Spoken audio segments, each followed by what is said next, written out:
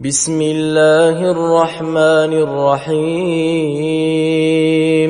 اقرأ باسم ربك الذي خلق خلق الإنسان من علق اقرأ وربك الأكرم الذي علم بالقلم علم الإنسان ما لم يعلم كلا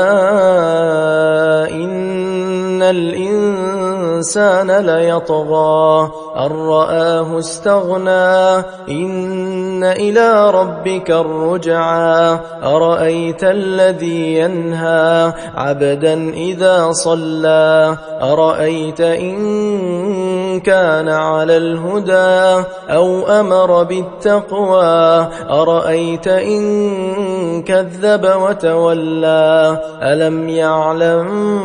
بأن الله يرى كلا لئن لم ينته لنسفعا بالناصية ناصية